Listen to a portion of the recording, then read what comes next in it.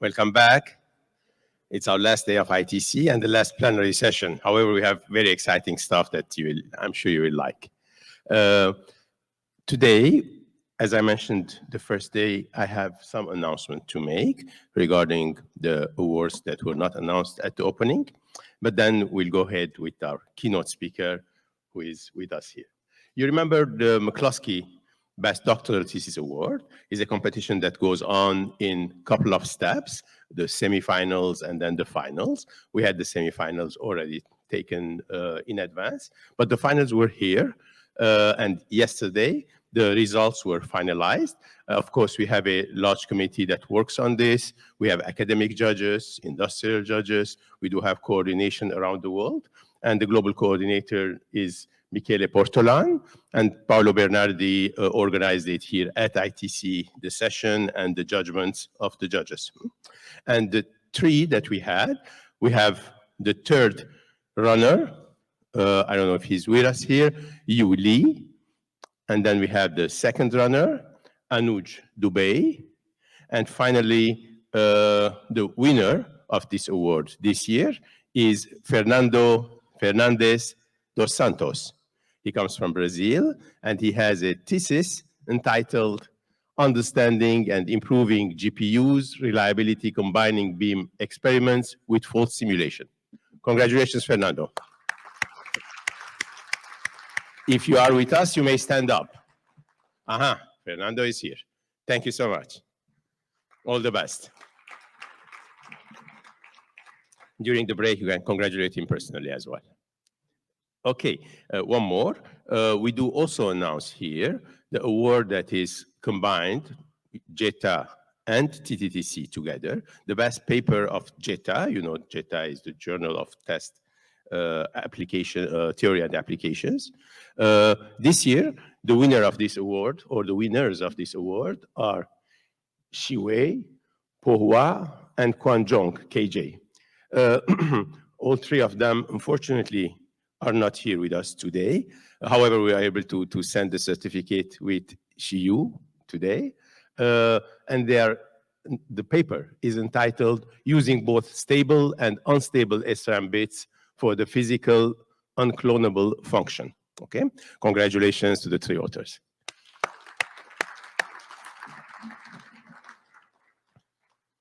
So keep up publishing good papers in JETA, as well as producing good PhD theses. Meanwhile, let's move to our keynote. We are lucky today to have with us Scott Runner. Scott is the CEO of Cariad. Cariad is the semiconductor company of the Volkswagen Group, if I understand correctly. Almost. And Scott will be helping us with this keynote. He has more than 30 years of software, hardware, and semiconductor experience in the global automotive and mobile communication industries. He also has extensive leadership experience in digital and cultural transformations. Scott began his career in 1985 at Fujitsu, with subsequent positions at Synopsys, Connextent, startup consulting arm. In 2003, Runner joined Qualcomm to help build the US and India teams and methods that delivered the first and subsequent integrated smartphone SoCs. In 2012, Runner helped found the team that delivered Qualcomm's first two generations of automotive-grade infotainment and telematic products. Subsequently, Scott joined what became Capgemini Engineering as the global practice leader for embedded software, electrical engineering, and semiconductors, responsible for consulting, solutioning, developing, validating, and testing of in-vehicle infotainment, ADAS, and telematic products and systems for OEMs, tier ones, and different clients.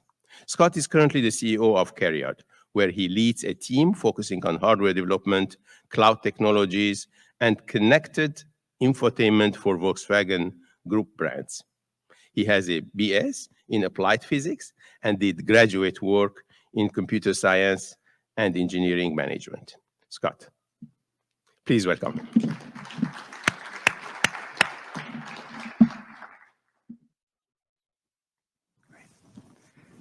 All right, thank you. Good morning, everyone. I had an interesting event this week, and it actually kind of made me rethink my positioning or my discussion for this morning. And thanks, Jeff, for the tip on this one too. So I was researching this, and I'm focused, in particular on automotive electronics and how do we deal with the advances, which we'll talk about today, in EVs and autonomous driving, and still maintain quality and reliability. And I was kind of, very fixated on that. And then Monday night, I was having dinner with a colleague who's responsible for semiconductor development of autonomous chips, and my car was broken into and my laptop stolen. Well, wouldn't you know, I had the local copy of this presentation on my drive. And so I quickly had to, since that time, with all my other responsibilities, put together the presentation for today. But it really, there's that old Winston Churchill discussion that basically the more, the shorter time frame that you have, the more precise, the more thoughtful you have to be about what you're going to say. So I spent some time thinking, and I really realized the main point of what I want to talk about today is not to tell you or educate you about what we're doing in automotive on quality and reliability, but rather to put out a call for action of help that we need in the automotive industry to tackle some of the imminent problems that are facing us today, and are mounting problems as we start to emerge and deploy autonomous vehicles and EVs, et cetera. So that's really kind of the centerpiece of what we'll talk about today. Is I'm going to describe to you what are the challenges that we're facing as an OEM, as a company that delivers EE systems to automotive OEMs and the second largest brand on the planet, and the corresponding software with that. But really, it's in order to educate you, to give you some context, for you to think about what can the industry do, what can you do to help us, okay? And so that's really kind of the predicate for this today. So first of all, let me tell you a little bit about Cariad, because you may not know who Cariad is. You probably do know who Volkswagen is and Volkswagen Group. So Volkswagen Group represents these 9 leading car brands, including Porsche, Audi, Volkswagen, Bentley, Seat, Cupra, et cetera. One of the top 2 automakers globally. Cariad is the software and electronics group of all of Volkswagen Group as a fully owned subsidiary. So we have about 6,500 employees. We are responsible for about 14 million connected vehicles today. We're in ADAS and AD are collecting about 7 million kilometers per day of data. And we've unified this all under one umbrella. The idea being that we want a common platform, common set of solutions that benefit the 9 brands associated with the Volkswagen Group. We have also, it is an international organization, even though it's heavily based in Germany. I am the CEO of Cariad Inc., or Cariad Incorporated, in North America. So I'm responsible for the North America entity, and also help advise, of course, to the overall global entity. So let me kind of kick this off by first saying that there's a lot of focus, obviously, on EV features and autonomous ADAS features and a lot of cool things that are going on in auto today. But really, if you fundamentally look at it, quality and reliability are still the staple reasons that people buy cars today. And Volkswagen Group has a good reputation for solid mechanical vehicles that are robust, so we do benefit from that perception. But fundamentally, we survey a lot of consumers, and they often report that, hey, I'm kind of inundated with all of this technology, the rate of change, et cetera. I just want to know that I can, get into my car in the morning with driving my kids to school or whatever, and be comfortable, be safe, and know that the vehicle's reliable, even when I have, a new generation EV, or I have maybe a level 2++ autonomous vehicle, which we'll talk about a bit more. Moreover, not only is it important for consumers to, as a buying criteria, but things have gotten a lot more complicated. We have now what I call the 4 pillars of confidence, which are certainly quality and reliability, but reliability now, and both of these in the context of new use cases, new ODDs, new domain-specific cases. And of course, now safety has gone to a whole new level when we start taking a look at ADAS, and we'll discuss this in more detail. And of course, cybersecurity as well. So all of these things are kind of layering on top of each other to make a more complicated challenge. Now let's take a look at what some of those challenges are. So yes, most consumers, or there's a strong consumer sentiment around EVs, but they also, everybody kind of wants to know, okay, I want to know that this EV, this vehicle is reliable. How do I ensure reliability in a high voltage environment where I'm dealing with charging, when I'm dealing with a large battery, when I'm dealing with BMS or battery management systems that are trying to optimize battery performance.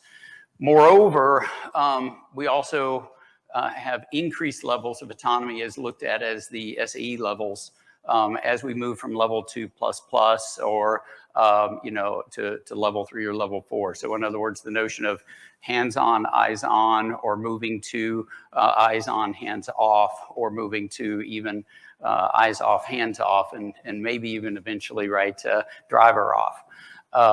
And such as the case of Cruise or Waymo. So these increased levels of autonomy proportionally increase the complexity of the systems associated with that. And we'll talk a bit about that, but that's how we get up in software to, 500 to a billion lines, 500 million to a billion lines of code to implement these features. So if we kind of take a look, this over here was a view of, whoops, let me go advance ahead.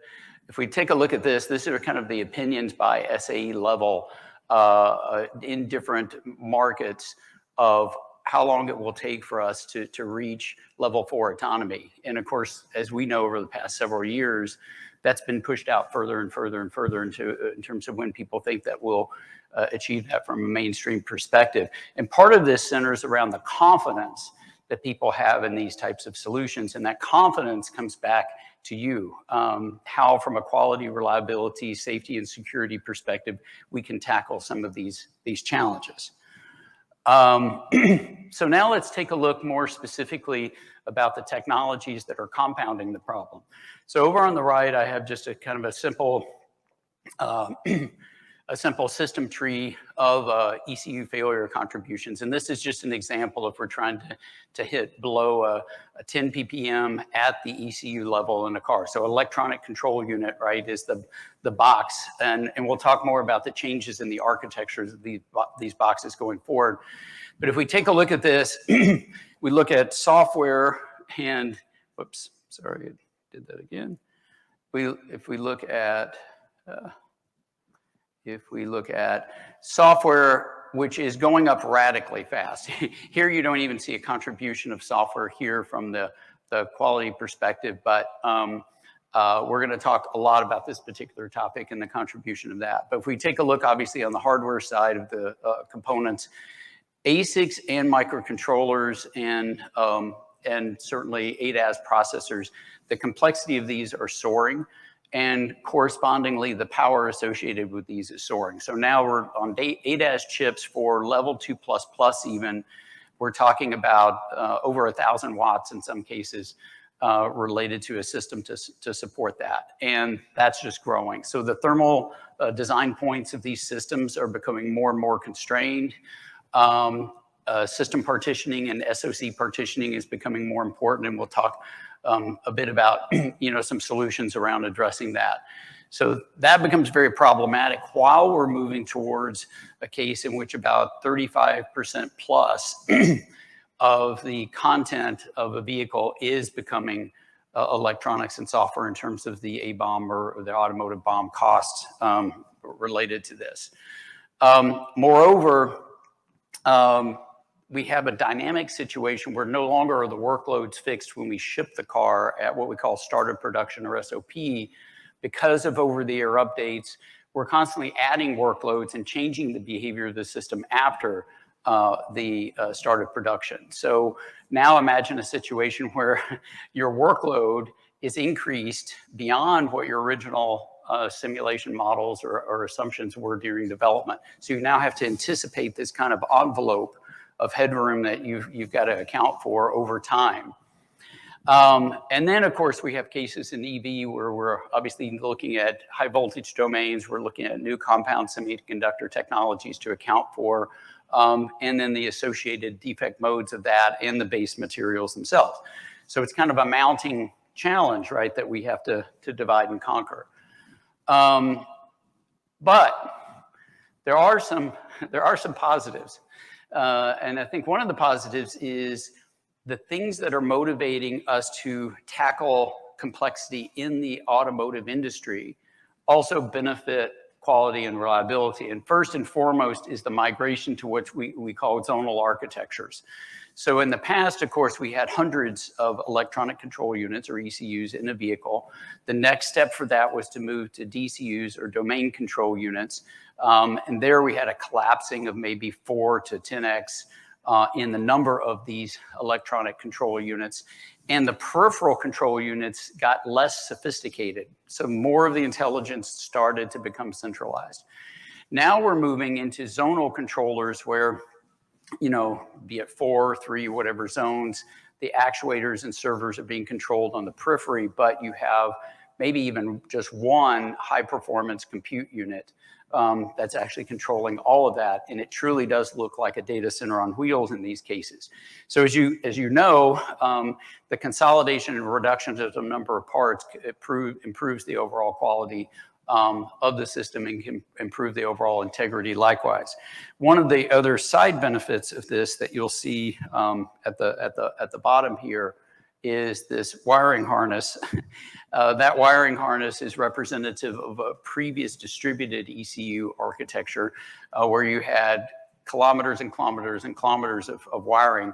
That now is collapsed by an order of magnitude when we get to the zonal architectures. So everything from a parts perspective, number of parts perspective, and number of contacts and number of failure modes in the vehicle, that's all coming down. So that's certainly a positive.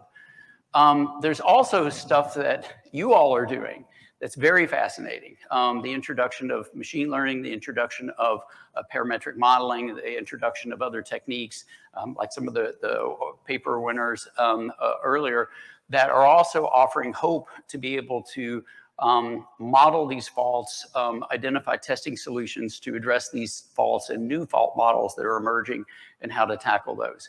So that's positive. Then from a semiconductor perspective and an ECU design perspective, we're moving to more modular types of structures where we get more reuse. And of course, reuse benefits us from a quality and reliability perspective. Chiplets, kind of a double-edged sword, right? We have both the opportunity to divide and conquer and develop smaller die that are integrated together, but we also, of course, have the interface, the die-to-die connections that we need to ensure are reliable, and there's some great research and practical implementations that you all are pursuing in terms of how we address lane integrity in die-to-die connections and ensure reliability of that. At the end of the day, the compute on board a vehicle is growing astronomically. So for a level 2 system, so this is kind of the ADAS systems that most of you probably have in your vehicles today, you need about 2 to 4 tera operations per second. When we get to level 2++, so this is more advanced forms of, you know, if we look at, you know, FSD or, you know, what was called full self-driving, which is really more of level 2++, you're looking at maybe 10 to 15 tops. Then you get to level 3, where you have full autonomy, but you have to be, you know, hands off, eyes on. You're looking at 24, say, tops. And then you get up to level 4, which is, you know, hands off, eyes off kind of operation. And then and you're looking at 320 and then up to over 4,000 for level 5 where there's no driver off. So you're seeing this exponential increase in the amount of performance and associated thermals. So it's not while we're solving some of these problems, there's still this challenge about how do we enable this in a reliable kind of way. The other piece of the problem, the left-hand side of the previous ECU fault chart, is related to software. So this is the corresponding software requirement by, hopefully you can, well, maybe it's a little bit hard to read. But if you look at kind of where we're at today, it's saying about 200 million lines of software code. If we now get to where we're truly at a full FSD or full self-driving, at that point we're over 1 billion lines of code. So it's easy to see the path to 400 million, 600 million, 800 million lines of code that we have to tackle. Sorry that that's a little illegible there. But that's a challenge that we're having to deal with there, that's rapidly accelerating. And we're aggregating software from multiple sources. So how do we have standards around the integrity of that software? We do have functional safety standards like ISO 26262 that are really helping to address part of this problem. But we don't really have an IP industry that has a means of making sure that software that is distributed is in fact integrous. So each of the OEMs, for example, in our case, has to assume responsibility and legally, or from a liability perspective, take responsibility for every single line of code that goes in the car. So that's a daunting challenge. And of course, in addition to the safety issues, there's the security issues. Like if we look at ISO 21434, it's again, I'll make a key point. I think that standards bodies are doing a great job of trying to get out ahead of this and establish some standards to help us out here. But each of these things adds complexity to our development process, and our development cycles are getting shorter. So one of the things that's really important is to have some thought about these standards from an automation perspective. So when we take a look at DevOps flows, yes, I can integrate security into a DevOps flow, DevSecOps, and do the same thing to some extent with safety in terms of fault injections and things like that. But these things need to be thought about from the perspective of how do we get more efficient? How do we have efficient quality, reliability, safety, and security? Not just more of it, okay? And then, of course, OTA is a double-edged sword. It can help us when we have defects, but it also can pose additional challenges in and of itself. So that brings us to the point of cost of quality. So not only is it important from a development process perspective to see how we become more efficient at this, there's also the issue about, well, how do we address cost of quality, and cost of bad quality and cost of good quality? And really, tackle this in a way that's efficient, because I think sometimes there's a feeling that we just keep layering requirements on top of requirements on top of requirements, both in terms of the domain and in terms of quality and safety and security and requirements themselves. So the question becomes, and I've done some triage in some of these areas, there's a lot of inefficiency. There's inefficiency in tests that you have different, and the auto industry historically has been very siloed. And we're working to address that by creating better cross-functional teams and shifting left. So these are things that we're doing to get better at that. But historically, you would have, the quality team, the reliability team, you'd have the safety and security team, and they're all developing separate tests and not necessarily leveraging those tests throughout the life cycle of the vehicle. So it becomes very redundant, very expensive to do some of these things. And because of lack of coverage, for example, we don't always know where we're at relative to this. I mean, we know the KPIs that we're trying to target, but we don't know what we don't know, right? So I think there's inefficiencies, but there's also holes because of lack of coverage mechanisms. And the testing tended to be done very late at the integration level. So the other aspect of this too becomes there's a real opportunity for prediction, right? The prediction in the development cycle, prediction in situ or in the field. And this is another area where you all can help out quite a bit. And then one of the things I've kind of observed is the means of getting more efficient, or I felt like, are always abstraction, automation, and reuse. And In this particular area, the automotive industry is not particularly good at leveraging abstractions. We do have model-based system engineering and things like that, but it's not connected to the quality, reliability, safety, and security often. They're kind of decoupled. We're doing a better job to try and connect those things, but that's another case where the overall hierarchy from system to implementation following the V process for us could be better coordinated, and I think that's an opportunity for you all to help us out there. Okay, let me kind of move on to this one too. Think about also the fact that the automotive industry is collecting tons of data. We're collecting a lot of data on ADAS right now to refine our algorithms. Why can't we do the same thing from a quality, reliability, safety, and security perspective? We can collect a lot of field data. How can we use that data? You can get situational data.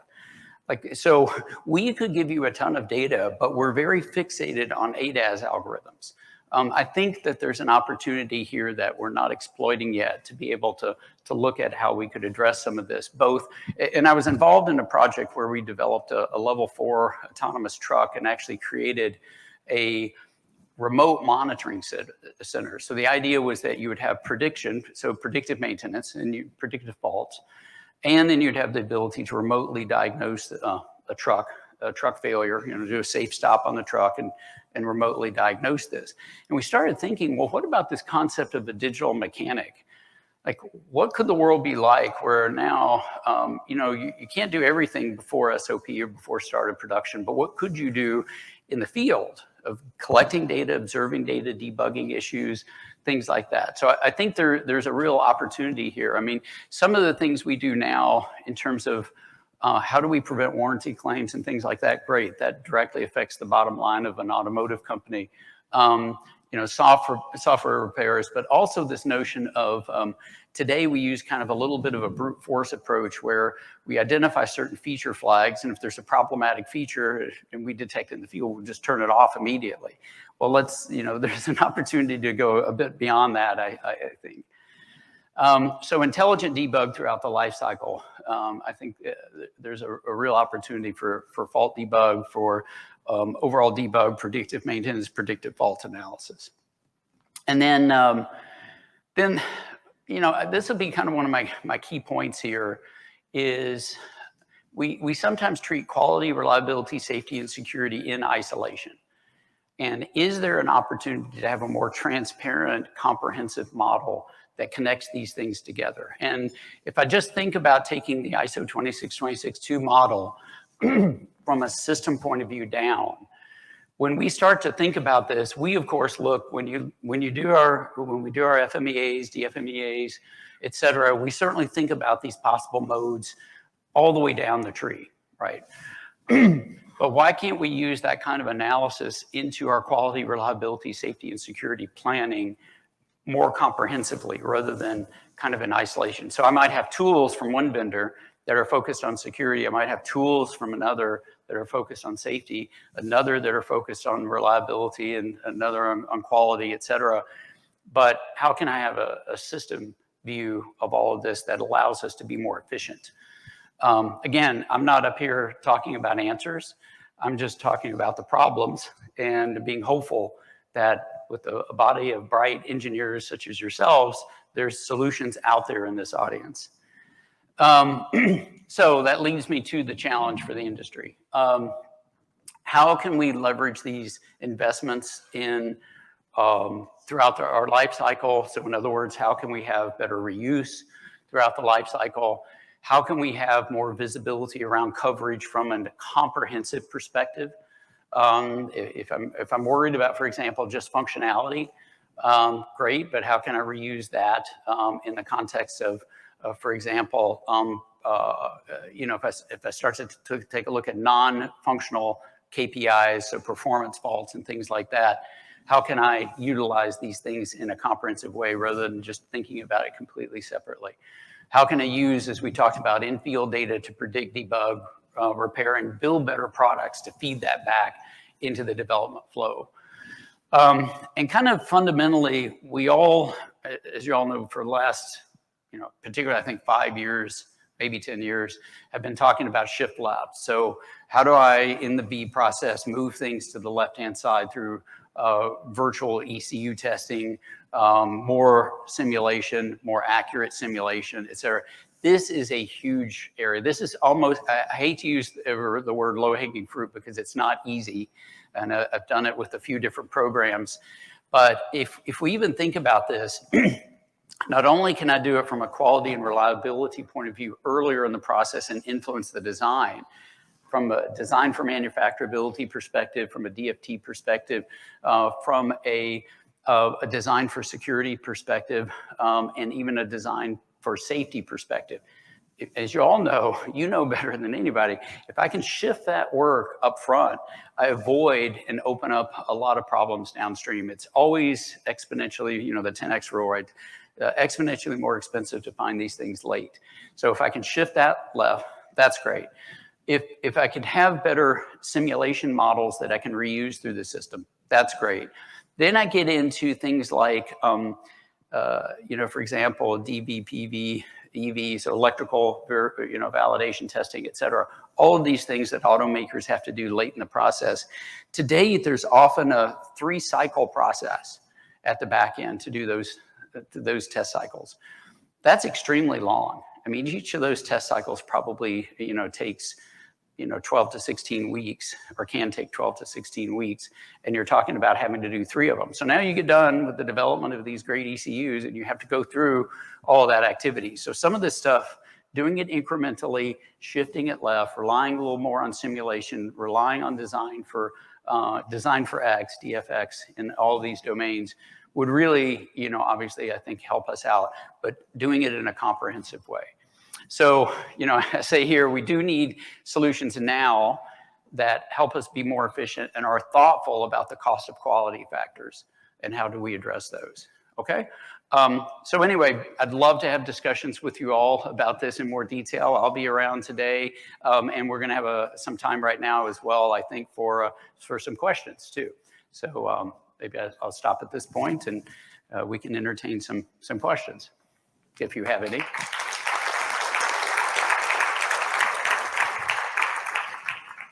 Okay.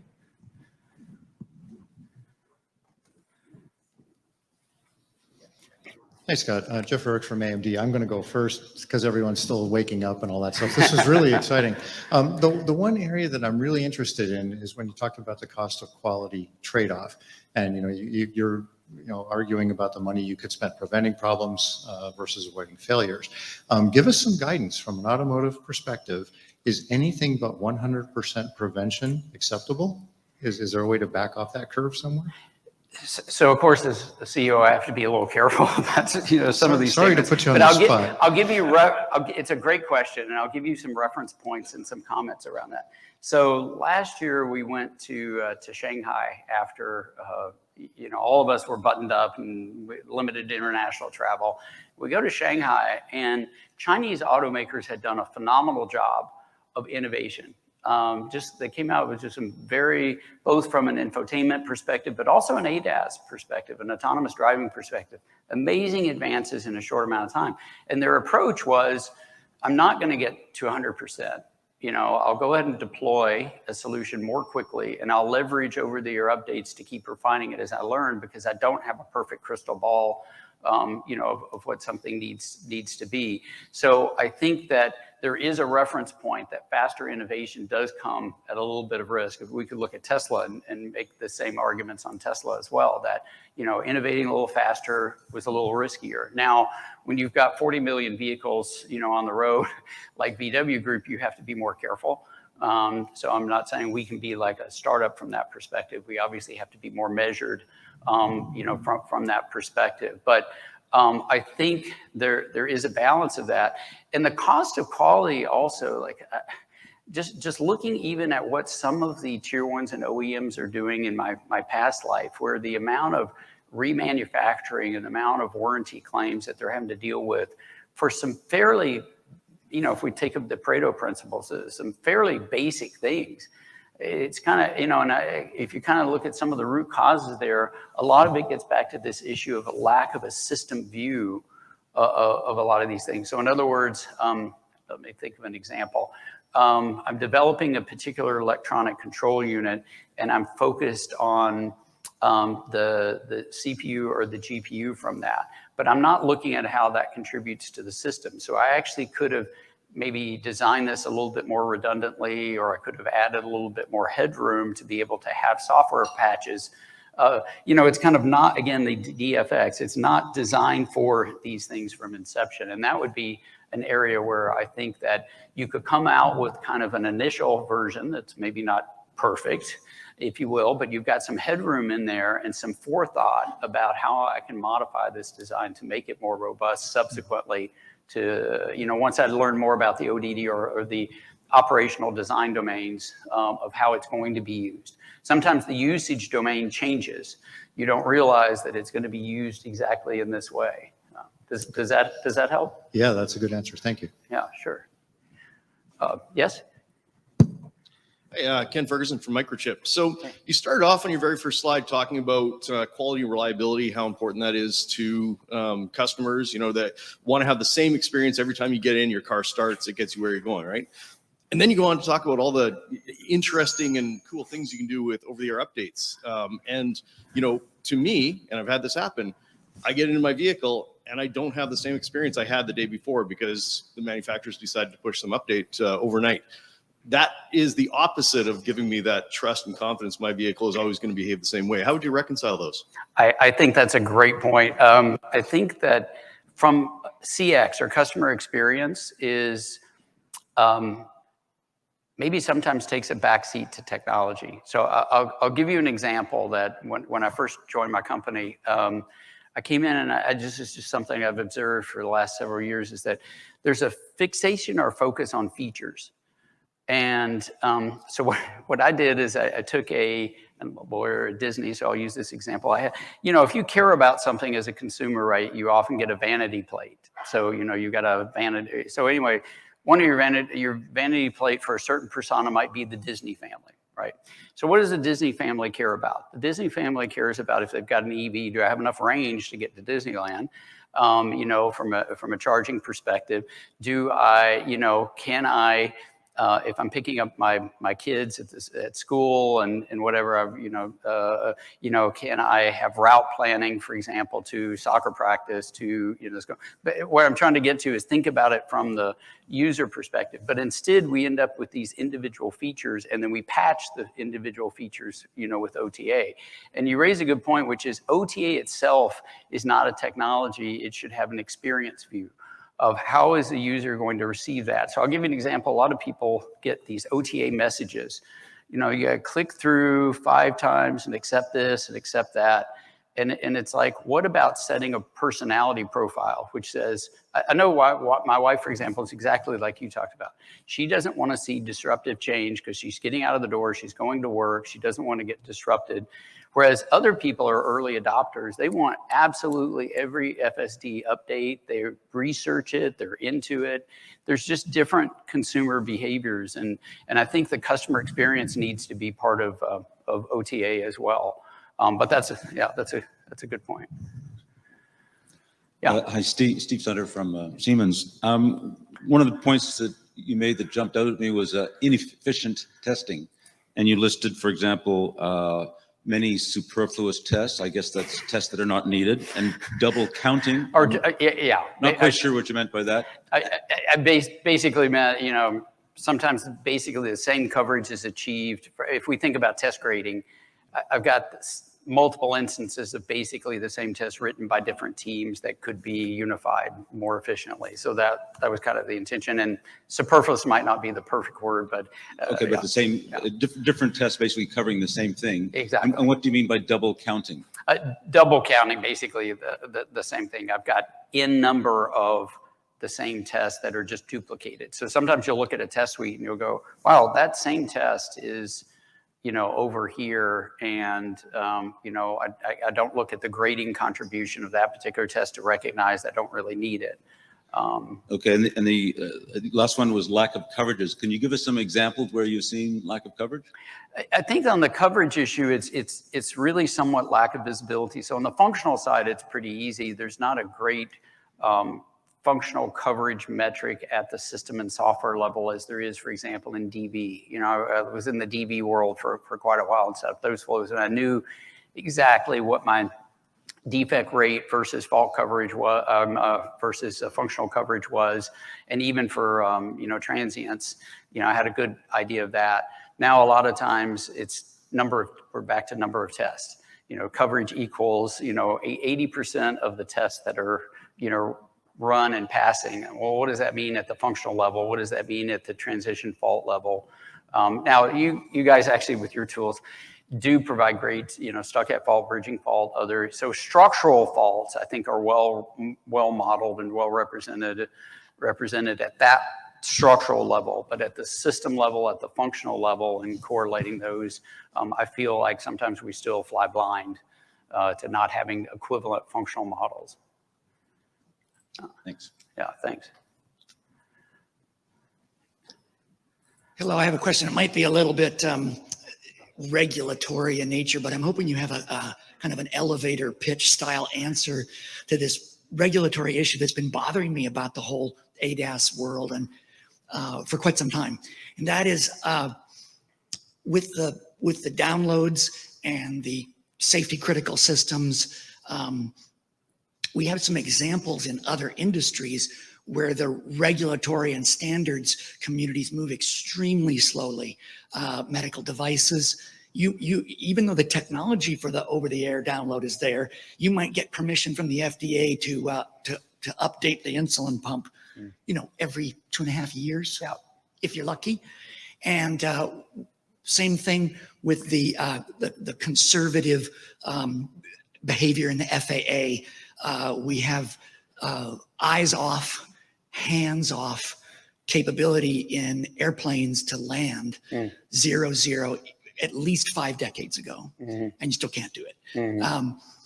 So it seems like in that the auto situation, we're getting to a place where we're asking our technology to go in these life critical places, but we're talking about the ramp of technology achievement and the test parameters and the loading behavior and security as if it was a cell phone or a VR headset. And that seems like a big conflict. I mean, I keep wondering, where are the lawyers telling us not to do this?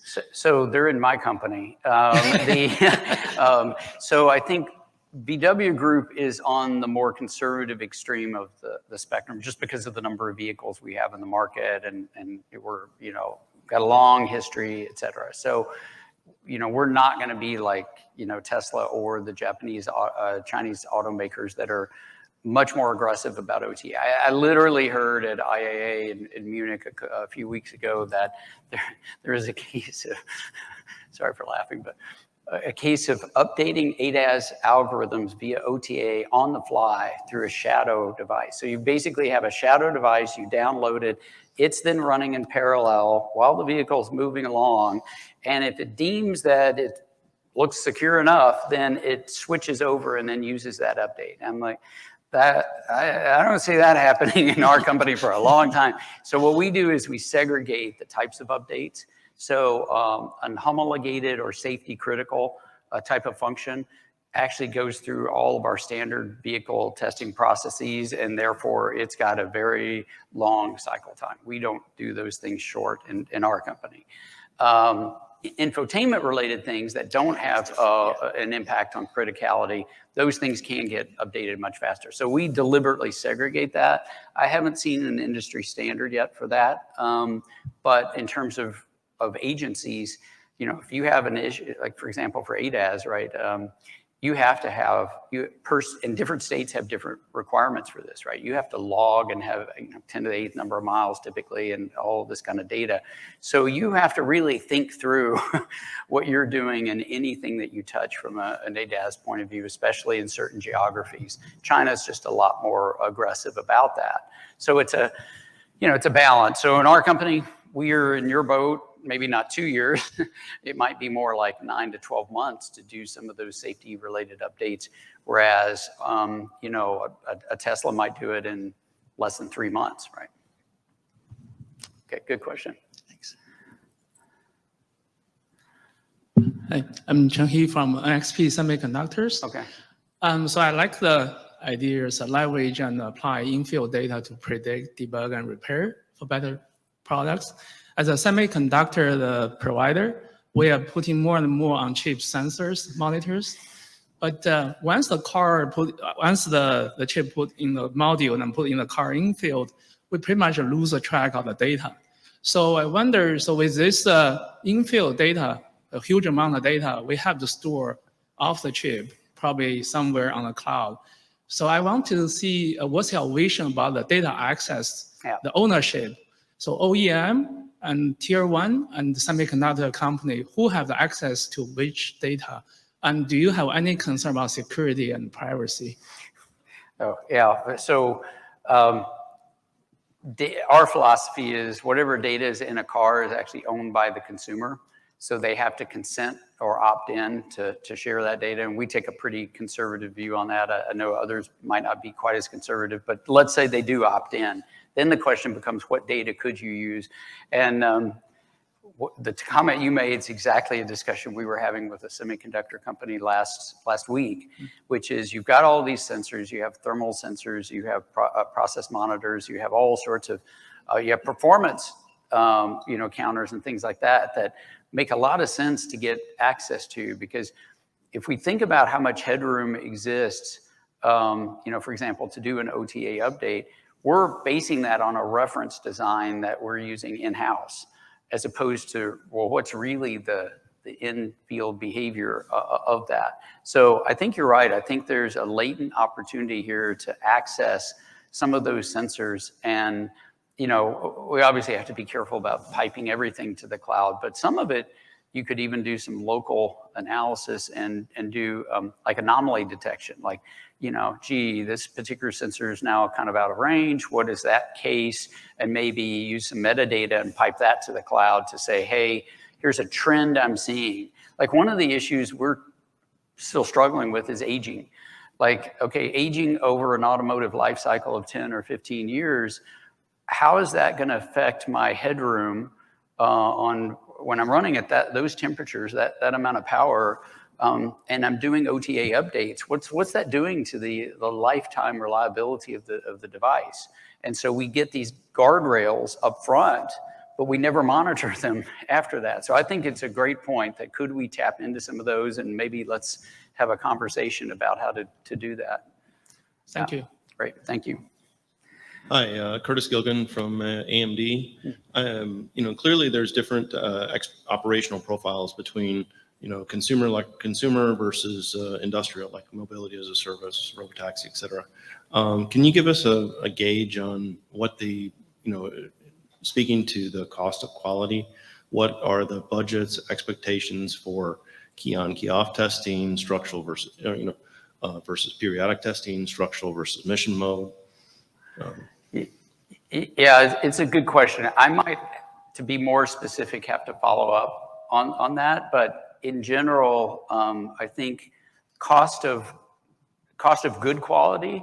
I know I've seen cases of as much as an opportunity to net back maybe even 20-25% of cost of good quality. This is anecdotally. It's not not a paper. It'd be good to write a paper around this.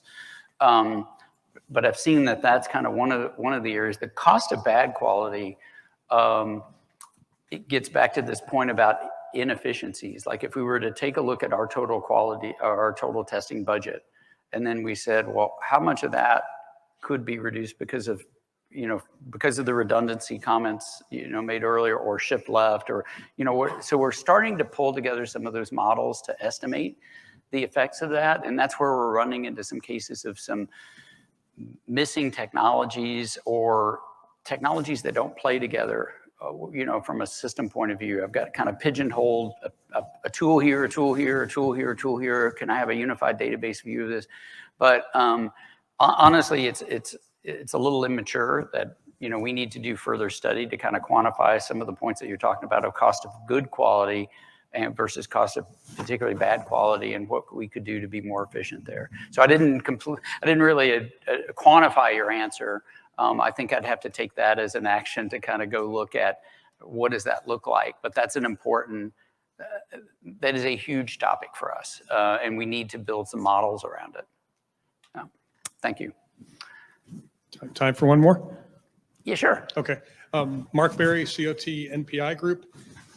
Maybe it's a subset of what you touched on, but for silicon photonics, sensors, actuators, MEMS, what special challenges, sensor fusion, do you see there? I've heard like a $70,000 rack needs to be $700. That's more of a commercial thing, but what special challenges and roadmap do you see in the sensor area? Yeah, so I think let's pick cameras for a moment, or just, camera, LiDAR, radar, and then how do you have appropriate fault models for those when we're doing sensor fusion? So there's these kind of cone of influence models, right, of if I've got 18 sensors and one of those sensors has a certain number of pixel defects, what's the effect of that on, my functional safety?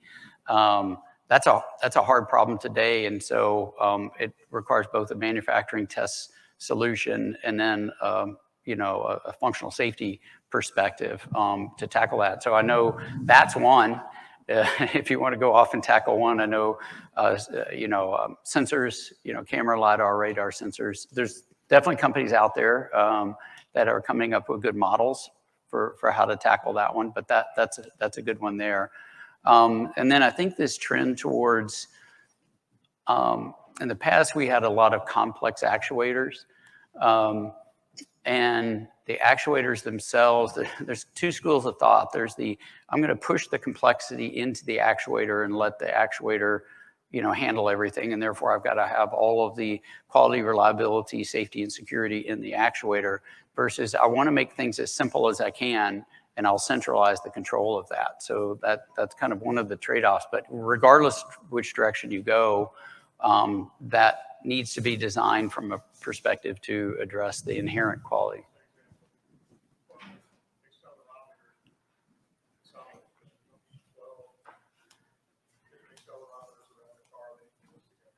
Yeah, exactly. If I fuse those, and then I say that I'm going to leverage the inherent redundancy of that for functional safety benefits. So out of 12, what's my quality of service if I'm only using 10? Another example, even in the central compute, would be if I'm starting to consolidate domains together. You used to have ADAS and infotainment, all these were separate, right? And now they're coming together into a mixed criticality system that looks a lot like a data center with multiple servers, right? And it's running mixed criticality. How can I leverage the extra number of cores in a safe context to give me the necessary functional safety that I require? That's something I haven't seen really tackled yet either, but it would be nice, given the direction that we're going, to use that inherent redundancy of CPUs to address functional safety. Whereas now, I have to have a safety island, I have to create typically a dual mode redundancy kind of system, but is there a smarter way to do that? Again, I don't have the answer. I'm hoping you guys can come up with some of those answers. Okay? All right, well, thank you very much for your time.